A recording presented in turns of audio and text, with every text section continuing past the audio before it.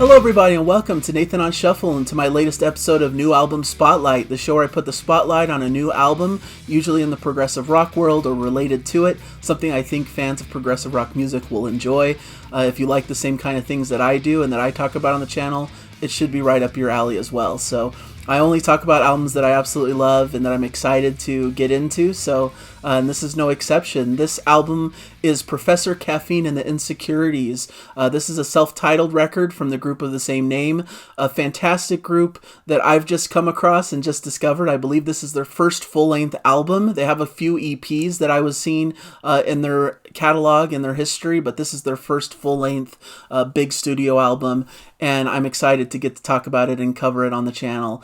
I have been so excited about this release, I couldn't contain it. I've talked to my fellow YouTuber friends about this release and how much I'm digging it and how cool and special I think it is. In fact, my friend Rhyme Signatures has taken that and ran with it and already put out his review. I would recommend you check out his review as well. It's a fantastic review on their music and how it's affected him, and I'm grateful for the shout out he gave to me for being the one to show it to him. So that's really my joy and excitement in this world, is being able to share my musical taste and recommendations with you guys, with fellow YouTubers, with other people in the progressive rock space, and to be able to hear back from some of these artists and bands who have given me feedback and who have been really grateful and appreciative of their coverage. I'm just so grateful for all of that has happened on the channel. It's been one of my greatest joys in life as of the past several years.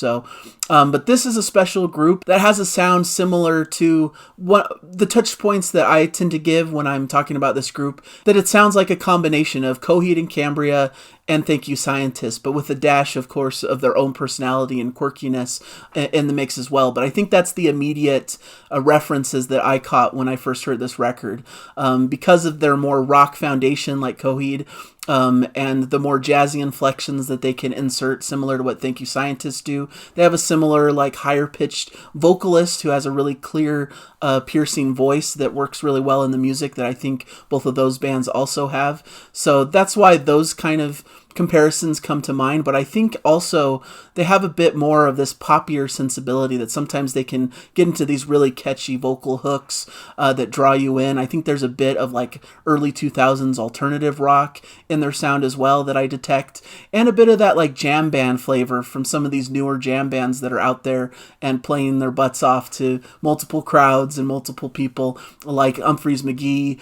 Squeaky Feet is a newer one that I've discovered that just are willing to have this quirky experimentation and these fun proggy sounds, moments that draw you in, that they're able to jam on when they're performing live and showcase their abilities and talents. But it's all developed for the core song. There's still catchy moments. And that's what I really love about this band, is how they're expertly able to weave these things together.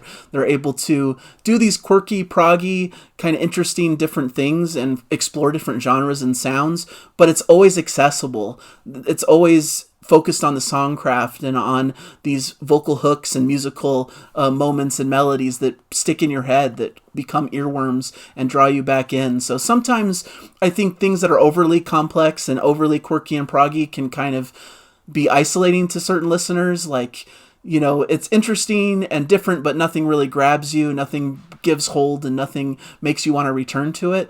But them, on the other hand, they're able to infuse those quirky, complex things that impress you musically, but able to do it in the context of these really catchy songs that draw you in and that make you want to press the repeat button as soon as the album's over.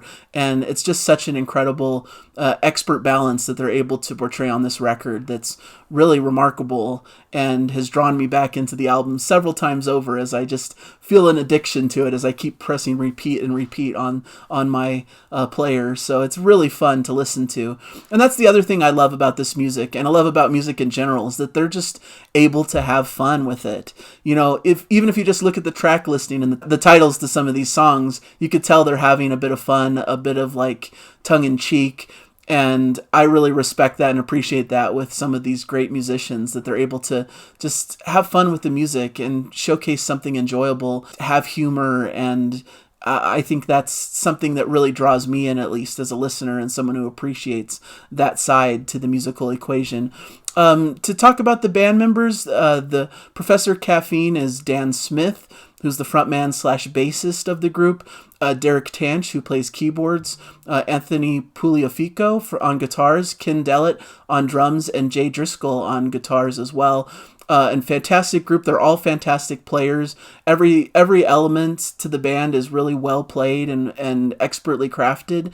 And I like how there's not just one primary, like, this is the band that showcases this excellent guitarist, you know.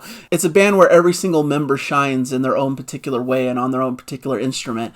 And this is really showcased in a lot of the live videos that they've put out on their YouTube. You know, they have a lot of these videos that are showcasing them doing a playthrough of a lot of these songs, and I think it showcases how they're expertly able to pull it off in such a exciting fashion. It's fun to watch them perform, and I'm sure it's fun to watch them play live, in fact, as well on that stage. So really great album that I can't praise enough. It's one of the best things for me to discover a brand new favorite band.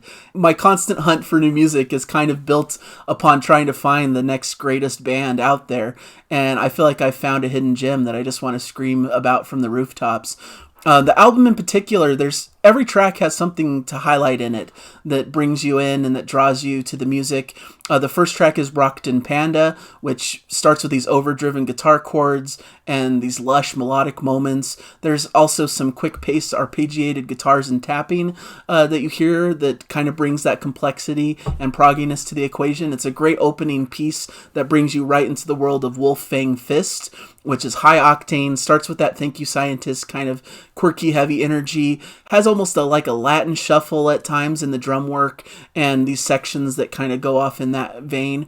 But then there's also some more intense djent kind of prog metal workouts that come in the forefront as well. All grounded by those fantastic vocals from Dan Smith, who I think is an expert performer and brings a bit of that accessibility and those vocal hooks that I'm talking about that draw you into the music. Spirit Bomb has more of a laid-back kind of jazzy flavor to it, some pop and indie inflections, but keeps up this high energy that they're showcasing throughout the early part of the record. In particular, I like the ending of this track that focuses on some eerie keys and vocals that gives it a bit of a different flavor as the track plays out. The Spins is more high-energy rock music with quirky undertones, but once again, strong, catchy melodies. One of the greatest examples of how they blend these proggy licks with a certain accessibility of music where someone who's not familiar with prog can kind of dive right in and still find something to grab hold of in the music. Dope Shades is where they get a bit into this more loungier, jazzier vibe with some sparkly piano expertly played by Derek Tanch. Really incredible track that showcases some great rumbling bass, some big catchy vocals. This leads to Unreal Big Fish, which is another more poppier anthem, which has an extremely catchy chorus and a vocal hook to die for that you just can't help but sing along to. A really fun part of the record that leads into Astronaut, where we get a bit of that 2000s alternative rock vibe, some great lush keyboard sounds, muscular guitars. I love the ending section that has some a cappella vocals and some intertwining vocal arrangements between two different vocal lines. Really expertly done and showcases another side to the band and how they're able to focus on these really intricate arrangements and vocals. That's a Chunky is another great track that starts with a cool synth line before the band powers in with a rock beat. Some great playing. There's a great instrumental breakdown that showcases cool guitar solos, some keyboard washes, some busy bass, and shuffling drums. It's a great combination where it's like this ethereal sound, but yet rocking at the same time. So it really gives you this juxtaposition that works fantastically well and ends this track on a real high note that showcases their chops. I really love it. And speaking of instrumental chops, we get into Oat Roper next, which is an amazing prog instrumental track that showcases some jazzy inflections in the keyboards, but also some great prog metal workouts with the muscular guitar riffs and playing. It's just a fantastic burst of energy, and they're all playing at the top of their game. This is a prog instrumental track done right, and I just love it all the way through. It's one of my favorite highlights and pieces of the record. And next we get into the track Make Like a Tree and Leave, another highlight of the album, I think. Some great bass work to start with some tricky guitar work on top, but maintains some accessibility with beautiful vocal melodies, and it transitions to some metal-sounding riffage and some proggy workouts towards the latter half of the track.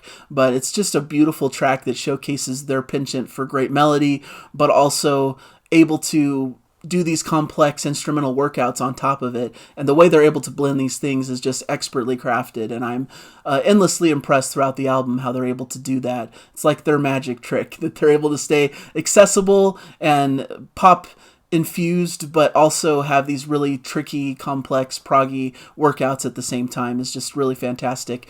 And then the album ends with more of a ballad in Mr. Sleep, where beautiful acoustic guitars ring out. You get more of a laid-back piece with full of atmosphere. But then it explodes towards the end with some heavier musical heft to give a final crescendo before the song fades out in this atmospheric vein. So a fantastic record. It doesn't at all overstay its welcome. It's perfectly timed. Every track has something to highlight and something interesting. If you're into that Coheed and Cambria, Thank You Scientist kind of aesthetic, more of this more modern sounding indie emo prog that's been gaining some popularity as of late, I think this should be right in your wheelhouse. It's something that I'm falling in love with. And I love finding music like this because it showcases that there's still youthful energy in the prog genre, that there's still somewhere that music can go to bring forward this complexity and interesting arrangements and adventurous nature and spirit from a bunch of younger musicians, and that they're carrying the torch forward for this type of music to exist in a world that feels like it's moving increasingly towards predictable pop passages and repetitive beats and things of that nature. In the more mainstream pop and music world, they're able to stay adventurous and true to themselves, and I hope that they continue in this vein and move forward with more great playing. I'll be following their career with much interest. They're one of my new favorite bands. This is going to place highly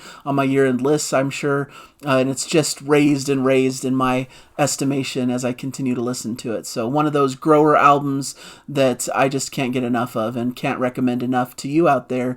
And give it a chance, even if this doesn't sound on paper like your kind of thing.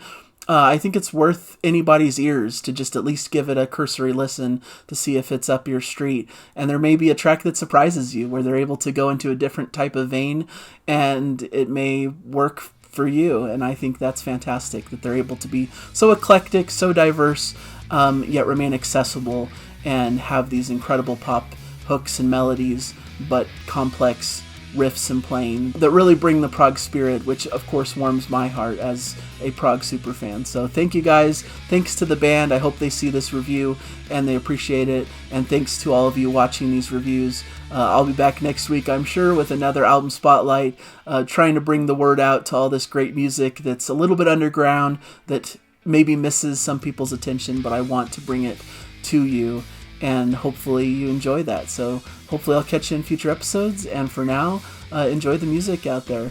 Bye, everybody!